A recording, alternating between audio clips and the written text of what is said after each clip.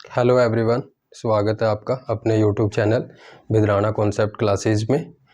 आज अपनी मुहिम को आगे बढ़ाते हुए हम लेके आए हैं आपके लिए Punjab and Haryana high court में जो क्लर्क की वैकेंसी निकली हुई है 1265 और जिनकी अप्लाई करने की तारीख 23/6/2026 तक थी, लेकिन जिसे एक्सटेंड करके 9 जुलाई 2026 तक कर दिया गया है। ठीक है, तो आप एलिजिबल हो, अगर आप ग्रेजुएट हो तो आप इसको अप्लाई कर सकते हो। और इसके अंदर जो पेपर आएगा वो आपका 100 नंबर का होगा, जिसके अंदर जनरल नॉलेज के आपके 50 क्वेश्चन होंगे, ऑब्जेक्टिव टाइप होंगे ये, और ये क्वेश्चन जो होंगे आपके इंग्लिश में होंगे। और इसके साथ ही 50 नंबर का आपका इंग्लिश कंपोजिशन का पेपर होगा, जिसमें 20 क्वेश्चन आपके इंग्लिश ऑब्जेक्टिव टाइप के होंगे और 30 नंबर का आपका सब्जेक्टिव पोर्शन होगा, जिसमें आपको 10 नंबर का एसे, 5 नंबर का लेटर और 5 नंबर की प्रेसिस और 10 नंबर की ट्रांसलेशन करनी होगी। ठीक है, तो ये होगा आपका 30 नंबर का। और इनमें से प्रत्येक सब्जेक्ट में से 33% ईच लेने होंगे, लेकिन जो आपके एग्रीगेट मार्क 40% से अधिक होने चाहिए, यानी आपको 100 नंबर में से 40% यानी 40 नंबर लेने होंगे क्वालिफाई करने के लिए। ठीक है, तो आज हम इस एग्ज़ाम के पैटर्न पे थोड़ा बात कर लेते हैं। किस सब्जेक्ट में किस विषय से कितने क्वेश्चन लास्ट मतलब पिछले जो पेपर हुए हैं उनमें जीके में किस सब्जेक्ट से कितने और इंग्लिश में किस टॉपिक से कितने क्वेश्चन आए हैं। ठीक है, तो थोड़ा इन पे बातें कर लेते हैं और रेगुलर क्लासेज फिर आपकी मे बी मंडे या नेक्स्ट डे से हम कंटिन्यू करने की कोशिश करेंगे। ठीक है, तो थोड़ा सा इसमें हम देख लेते हैं। तो अगर स्टेप फर्स्ट की बात करें, जो आपका ऑब्जेक्टिव टाइप क्वेश्चन होंगे, सो उसमें 50 नंबर का आपका जीके का पोर्शन होगा और 50 नंबर का इंग्लिश का, जैसा हमने पास्ट में डिस्कस किया। तो इसके अंदर आपका जो सबसे ज़्यादा पोर्शन जो पिछले पेपर्स के हिसाब से हम देखते हैं तो वो करंट अफेयर का ज़्यादा योगदान रहा है, जिसमें से आपके 12 से 15 क्वेश्चन रहते हैं। और करंट अफेयर आपका 6 मंथ या इससे ज़्यादा आप 1 साल तक कर सकते हैं, लेकिन 6 मंथ्स में से ज़्यादा क्वेश्चन रहने के चांसेस हैं। इसके बाद दूसरा जो आपका पोर्शन रहता है वो है पॉलिटी का पोर्शन। पिछले पेपर्स के हिसाब से देखें तो 10 से 12 क्वेश्चन पॉलिटी से रहे हैं। ठीक है, और इनके बारे में डिटेल हम जैसे जैसे जिस सब्जेक्ट पे क्लासेज करेंगे तो वहाँ पे आपको टॉपिक वाइज भी डिस्कशन हम करेंगे।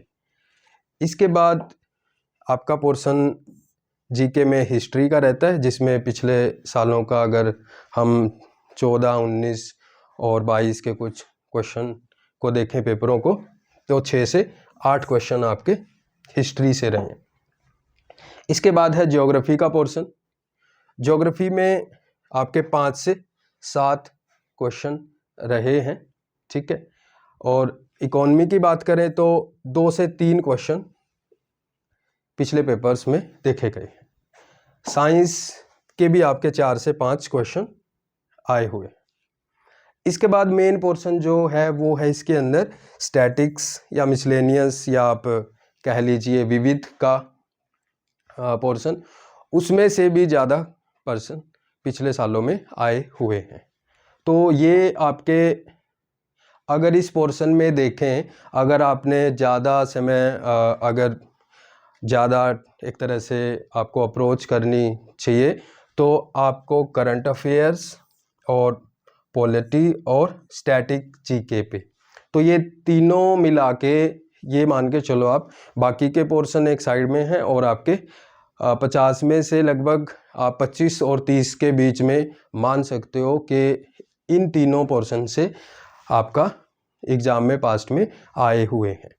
तो ये तो आपका जीके का पोर्शन रहा जो आपके 50 नंबर का रहेगा और ये आपके एग्ज़ाम में अहम रोल अदा करेगा। ठीक है, इसके बाद दूसरा जो पोर्शन रहता है आपका 50 नंबर का, वो है इंग्लिश का पोर्शन। और इस इंग्लिश के पोर्शन में भी हम दो तरह से डिवाइड करते हैं। आपका एक जो है 20 क्वेश्चन का रहता है आपका ऑब्जेक्टिव टाइप क्वेश्चन। तो इन ऑब्जेक्टिव टाइप क्वेश्चन में आपके पिछले पेपर्स में के अकॉर्डिंग देखा तो 4 से 5 क्वेश्चन सिनोनिम्स के रहे हैं और 3 से 4 क्वेश्चन एंटोनियम्स के और 2 से 3 क्वेश्चन आपके इडियम फ्रेजेस के रहे हैं और 3 से 5 क्वेश्चन जो हैं आपके सेंटेंस एरर यानी सेंटेंस करेक्शन जो भी, और 4 से 5 क्वेश्चन आपके फिल इन द ब्लैंक्स के रहे। ठीक है, तो ये 20 नंबर के आपके इस तरह से क्वेश्चन रहेंगे, ऑब्जेक्टिव टाइप हैं ये आपके। इसके बाद 30 नंबर का जो पोर्शन है आपका वो है सब्जेक्टिव। ठीक है, तो जिसके अंदर ऐसे राइटिंग, लेटर राइटिंग और पैसेज और ट्रांसलेशन ये आपको करनी है।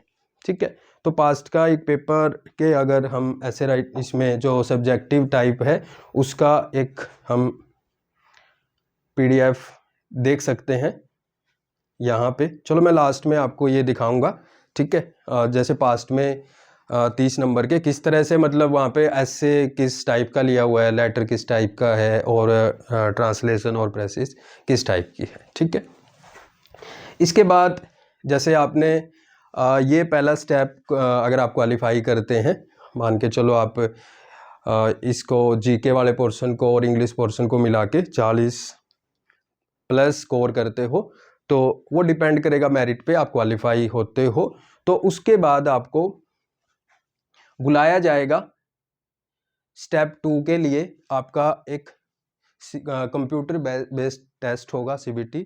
तो ये क्वालिफाइंग नेचर है, आपका पहला ही स्कोरिंग पेपर है। ठीक है, जिसके बेस पे आपकी मेरिट बनेगी। जो दूसरा आपका पेपर होगा वो है आपका मतलब कंप्यूटर बेस्ड टेस्ट होगा, वो है क्वालिफाइंग नेचर, जिसके अंदर आपका 2 हिस्सों में इसे बांटा गया है। तो पहला जो टेस्ट होगा वो है आपका स्प्रेडशीट टेस्ट यानी एक्सेल आप बोल लीजिए। तो जिसके अंदर आपको 10 नंबर का ये होगा, 10 नंबर का ये इस तरह से होगा जैसे मान के चलो आपको कोई टेबल फॉर्मेशन के लिए दे दी जाएगी। मान के चलो आपको 10th क्लास के मार्क्स की एक टेबल क्रिएट करनी है, उसके अंदर आपको उनका टोटल निकालना है, परसेंटेज निकालनी है, बॉर्डर लगाना है। तो ये 2-2 नंबर के आपको 5 स्टेप दिए जाएंगे। इसमें से आपको मिनिमम 4 मार्क्स तो लेने ही हैं। अगर आप 4 नहीं ले पाते तो आपका ये नेक्स्ट चेक नहीं होगा, टाइपिंग टेस्ट चेक नहीं होगा। तो आपको 4 मार्क्स लेके आने मिनिमम।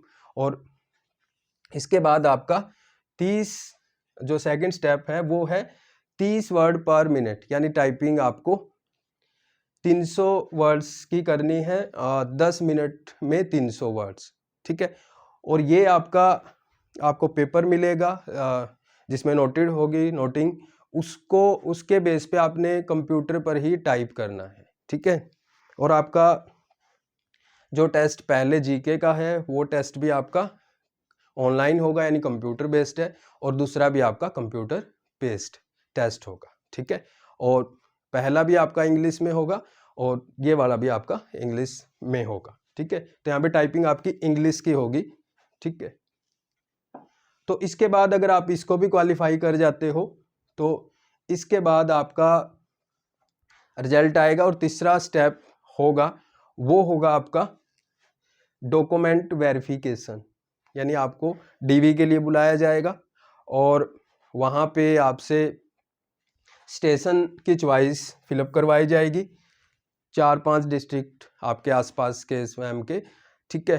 तो अगर आपका अच्छा स्कोर है तो आपको आपकी फर्स्ट चॉइस की प्रेफरेंस मिलेगी, नहीं तो फिर आपको जैसे भी एज पर रिक्रूटमेंट रूल जो भी डिस्ट्रिक्ट अलॉट किया जाए, ठीक है। तो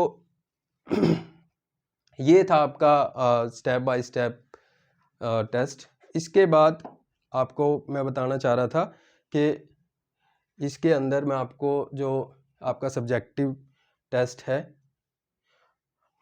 सब्जेक्टिव जो टेस्ट है उसमें पास्ट में ये शायद 2019 का आपका आया हुआ है।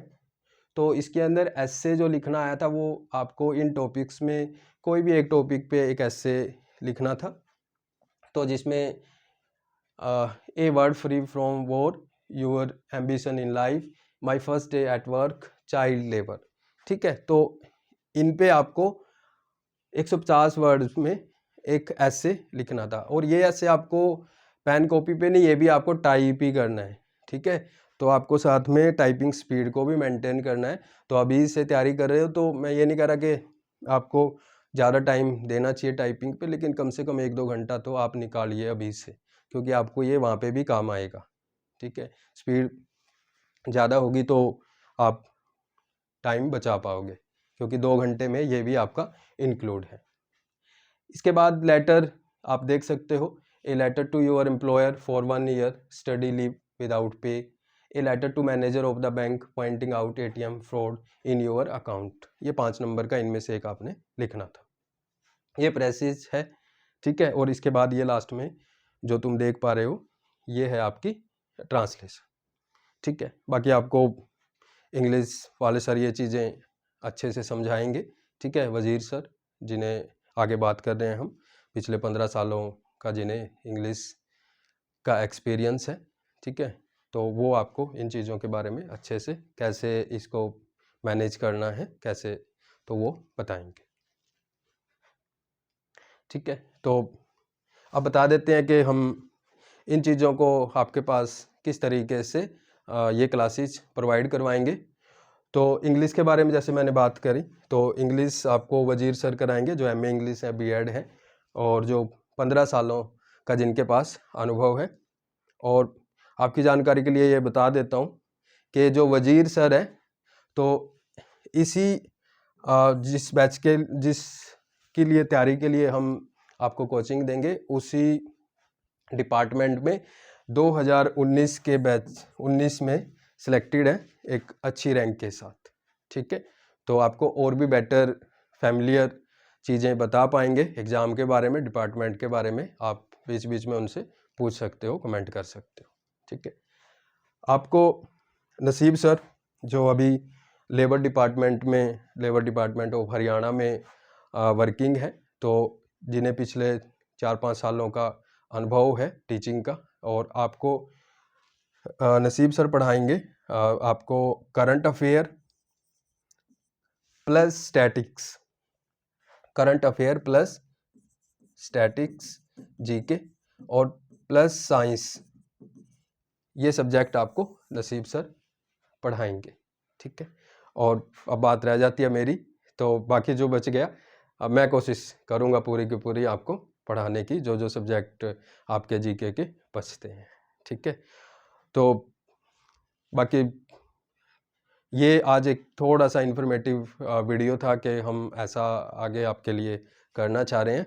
तो बाकी आपको जो भी डाउट है कमेंट में पूछ सकते हो, किसी भी तरह का, हम उसका जवाब देने की आपको पूरी की पूरी कोशिश करेंगे, और कोशिश करेंगे कि रेगुलर क्लासेस आपको प्रोवाइड कराएं। और ये क्लासेस पूरे के पूरे कोर्स में फ्री ऑफ कॉस्ट होगी, ठीक है। हमारी जो मुहिम है वो हमारे गांव या आसपास के गांव के लिए थी, जो अब हम चाह रहे हैं कि आपको ऑनलाइन प्रोवाइड करवाएं।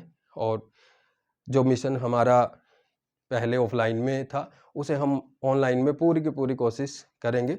और आपसे बस यही उम्मीद है कि आप हमारा साथ दीजिए, और जहाँ पे फीडबैक की ज़रूरत है हमें फीडबैक दीजिए। अगर आपकी कोई क्वेरी है तो वो हमसे क्वेरी करिए, ठीक है। तो बाकी आप पूछ सकते हो जो भी आपको कमेंट में बताना है, ठीक है। Thank you very much.